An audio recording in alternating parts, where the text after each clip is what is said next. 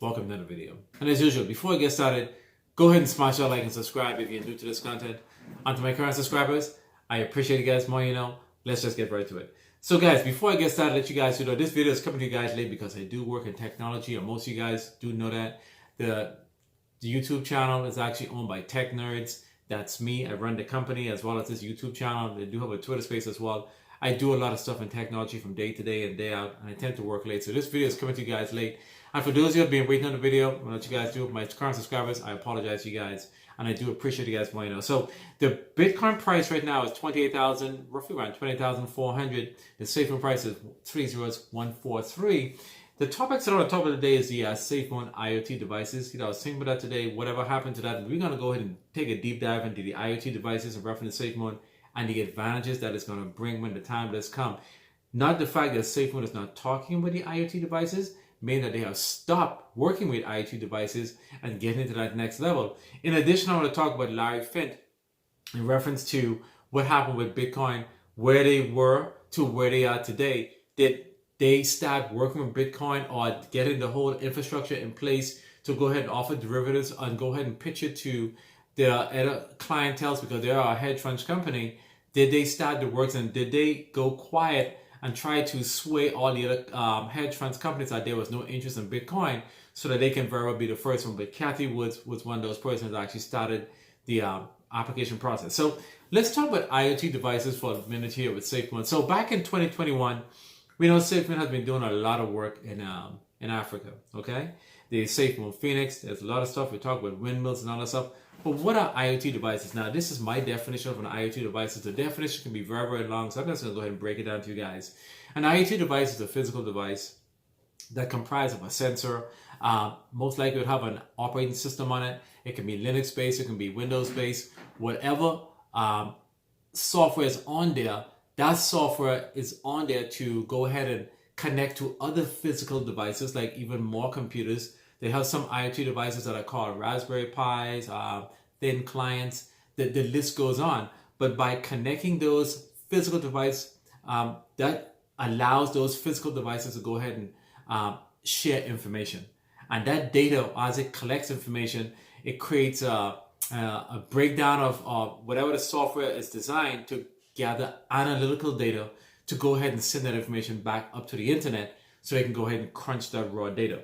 So that's why they call it the Internet of Things. And when they have, I know that Project Phoenix is still in place, but it's going to be a long-term project. And if you guys go and take a look at what Safemoon is talking about in reference to the IoT devices with Safemoon, they give examples in reference to somebody working in the field and they running a garden and, planting crops and all those different things. What that will do, for most of you guys that know about farming and all that stuff, you count right down to the amount of seeds and products you're going to be putting in the ground, right down to when they're going to grow. You measure the weather, the climate, weather changes and all those different things. And it actually projects crops you're going to grow. So this will give them a good idea on where they are from a statistical standpoint, and how much crops they can grow, and how much rain is going to fall, and how much seed they need to plant. So the Internet of Things is something that Project Phoenix would actually be really, really good in Africa for if this project was to continue on, which I do in fact know that it will, but it's actually seems to have been delayed for many different reasons, because it takes a lot of heavy lifting to get that technology in place, because not just putting the physical devices there to go ahead and do it, you need the infrastructure that's built in the background to go ahead and do that. Now, Safemoon has raised a lot of money in the V1 contract, as well as we've seen that money put together to launch these different products that we have been talking about, and I've been talking about in multiple videos, as well as put together the team to go ahead and develop those products.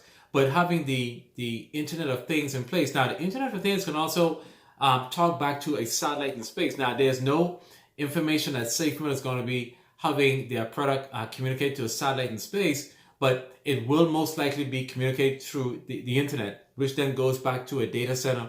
And all data centers are connected to routers that connects back to other routers and switches around the world so they can go ahead and share information. So those physical devices, in most cases, they're not that very expensive. Now, anything that has an operating system that's allowed to be able to share information with other physical devices to have sensors to go ahead and monitor information, to then take that information and send it back to the internet. Doesn't necessarily be a computer that's on your desk. It can be a very, very small device. And that's why I say there are some devices called Raspberry Pi. They're very, very small. Thin clients are very, very small.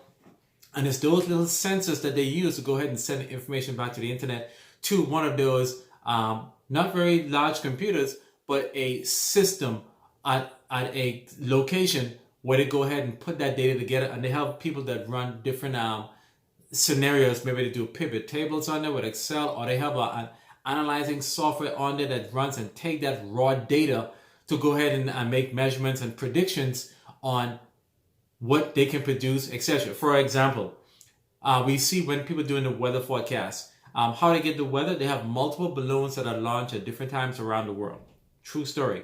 Around the world at different times, and those basically is almost like Internet of Things. They send off different sensors, and that information is then compiled down into a computer, and that is the reason why they get the water temperature in the ocean.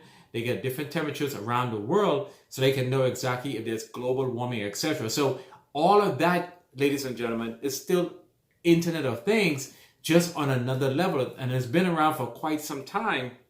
It's just that it's now being introduced to us retailers and a lot of people that are not as tech savvy, and they're using the keyword IoT devices, Internet of Things, to break it down. And that's the whole definition. It's physical devices that are connected to other physical devices to share information.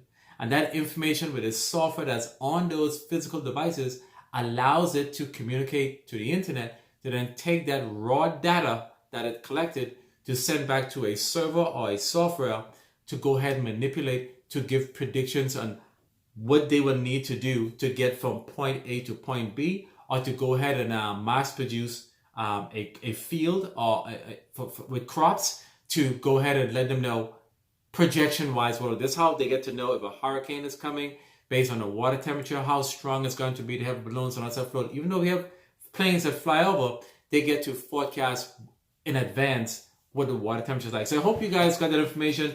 That is the technical overview of how the IoT devices, and if Safemoon still keep that plan in place in reference to what they're going to do in with the Phoenix Project Phoenix, I think it's actually a really, really good thing. At some point in time, all information that's actually gathered, it could very well go up to a satellite dish. And again, do not know if Safemoon is actually going to be doing that. But if you enjoy this content, guys, go ahead, like, share, subscribe, support the channel in the description, because what I want to do is give you guys educational content here so you guys can understand what is Safemoon doing compared to what other crypto tokens are doing. A lot of crypto projects out there, they're very, very concerned about, I want to go ahead and launch a product. I want to go ahead and make money. And then they cannot look 2, 3 to 4 years down the line. And as a result, they get burned out.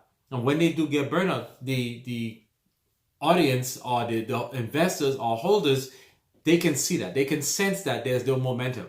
And, there are many, many projects. I mean, I'm even looking at ADA. I wouldn't say ADA is actually burning out. They have no tokenomics or nothing to entice you to really get even involved in ADA. It's a great project, but Charles Hoskin, in a way, is sort of like stifle the project because he doesn't have those features in place to go ahead and add burning and all those different things to make it deflationary.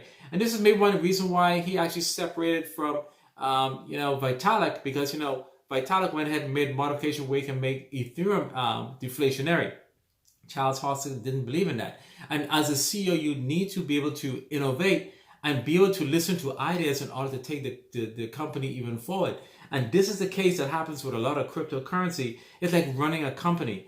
If you run a very, very big retail company and you allow a new company to see what you're doing and go ahead and recreate or make it even better, your company is going to become obsolete. There's a company here in the United States that was here in the United States that's since been phased out. It's called Blockbuster. Sell a lot of different movies and everything. And what ended up happening is that other companies came in. Redbox, you had different streaming, and all these other companies that came in saw what they did and said, we don't need them to come into the store. We're going to go ahead and make it available for streaming. So you have to constantly be innovating. And hey, just by the record, I am not talking about Blockbuster Tech. I'm an investor. I'm just giving an example because it's a very, very similar name. So you have to constantly innovate. And this is the reason why with the IoT devices, that is cutting edge technology. And yes, we have not been hearing much in reference to that, but I still believe that that is still a part of the roadmap that the company is actually going to be pursuing once they roll out the other product. So let's talk about Larry Fink for a minute here. You guys go ahead and listen to this information and see what he had to say. Building out a cryptocurrency capability? No. I mean, we're looking at it. I have not heard from any one client they're looking to buy a cryptocurrency at this time. I have right now. You are aware that you are. What do you mean? Just studying it. We're studying it. We're looking how they perform. We're looking at that type of data to understand it as we think about other products. But right now, I can tell you it worldwide. I have not heard from one client who said, I need to be in this. But most importantly, what I think about most of these cryptocurrencies, it just identifies how much money laundering there is being done. Is it time yet for BlackRock to either trade in digital assets or digital virtual currencies, if you prefer, or to create a product for your clients? We're not hearing any demand from any of our clients other than maybe some speculative stuff. We're being asked that question, but it's more of like a venture capital type of. This rally is way beyond the rumor. I think the rally today is about a flight to quality with all the, all the issues around the Israeli war now, global terrorism. And I think there's more people running into a flight to quality, whether that is in treasuries, gold, or crypto, depending on how you think about it. And I believe crypto will play that type of role as a flight to quality. You know what happened with Bitcoin just the other day with the launch of fake news that went ahead and spiked the price up to 30,000? This does not mean that Larry Fink did not have the intent to go ahead and actually work with Bitcoin to go ahead and offer it to his clientele.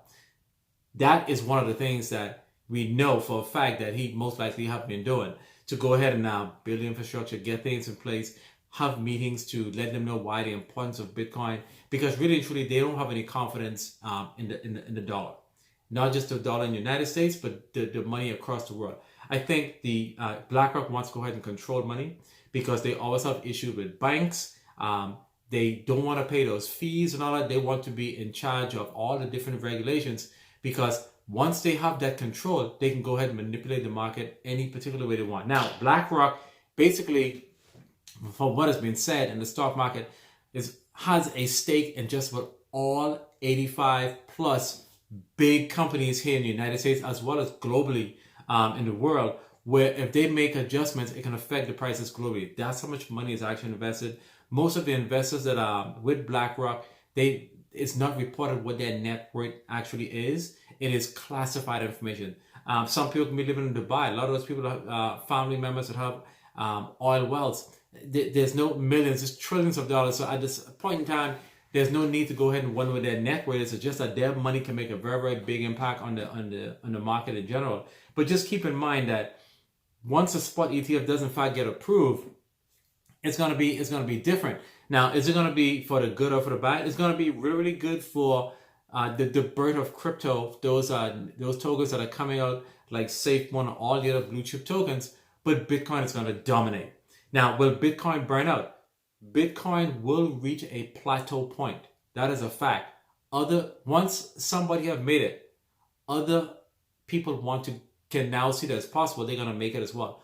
Other projects are going to go ahead and strive to get to that point as well. So seeing the Bitcoin price being around the $28,000 now, in a few years from now, that would be a small number. Bitcoin would probably be way up past that, 3-4 times, maybe 10x that price in the next couple of years. Could be 10, 15 plus years from now, as well as the smaller altcoins can actually, the prices that we see now, let's say for example, the Safemoon 30143, ADA at $25, Ethereum at $1,600, XRP, let's say 43 cents.